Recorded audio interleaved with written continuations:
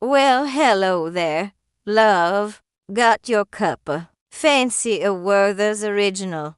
Good. Because today, your Nana is going to tell you about one of the most bonkers tales in music history. The time the world thought Paul McCartney had died and been replaced by a lookalike. I know dot it sounds daft, but baby, I'm amazed. And it gets better.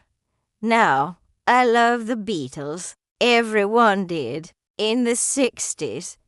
They were everywhere.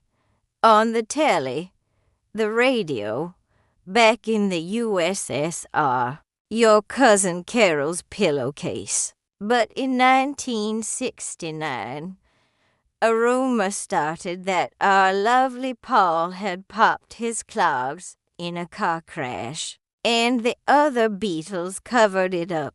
Why? Because, apparently, replacing him with a body double named Billy Shears was easier than just telling the truth. As you love me do. So where did this come from?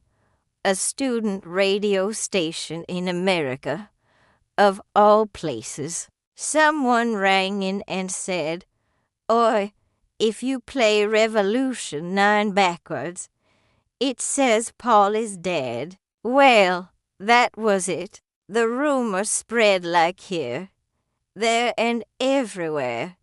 Jam on toast.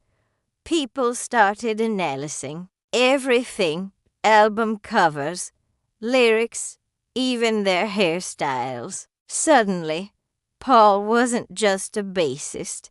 He was a ghost with a clever wig.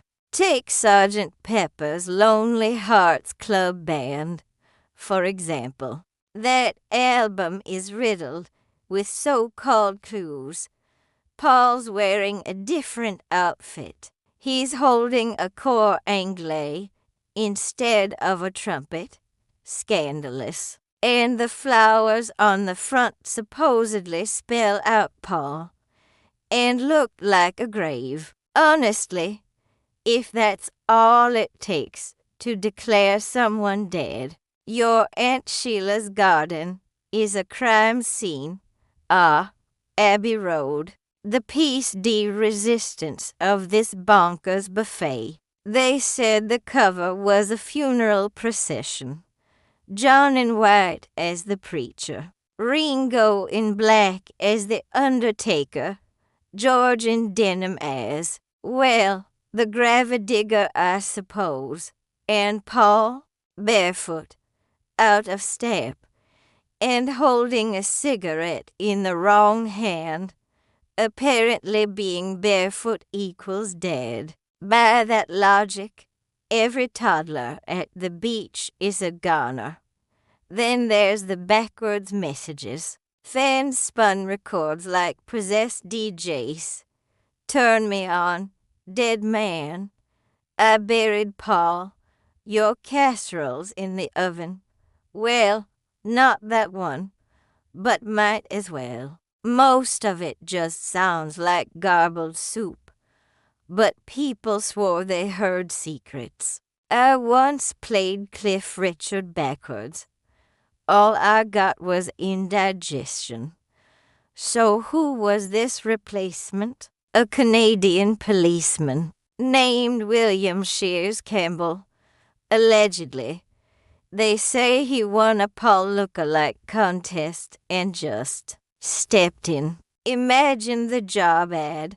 Wanted, left-handed bass player, must resemble global superstar, open to wigs and secrecy. Frankly, if he did replace Paul, give that man a knighthood, because he's been doing it for decades and no one's noticed. Now, why did people believe this nonsense? Well, darling, the 60s were weird. People were doing all sorts of things to their tea. Fans were obsessed.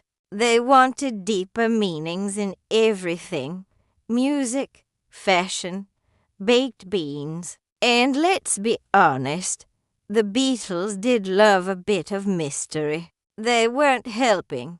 Paul, bless him, handled it with charm. He called it Rumors of My Death and posed for a Life magazine cover barefoot, just to tease us. In fact, he released an album in 1993 called Paul is Live. And guess what? Still breathing, still cheeky, still not Canadian. I'll be honest, part of me wishes it was true. It's such a cracking yarn. Mystery, intrigue, bass guitar. But no, Paul's alive. He writes songs about salad now. That's not a conspiracy. It's just being in your 80s. So next time you see that Abbey Road cover or hear a backwards lyric, just remember your Nana told you the truth. Paul's not dead, just a bit more wrinkled. Thanks for listening, love. And if you ever start a rumor that I've been replaced by a robot, make sure she knows how to knit and gossip properly and has 1,000 bags of Werther's Originals. Just in case you pop round, don't forget to like and subscribe for more of Nana's hot takes on the world of conspiracy theories. Apart from flat earthers, those weirdos can fuck right off. See you next time.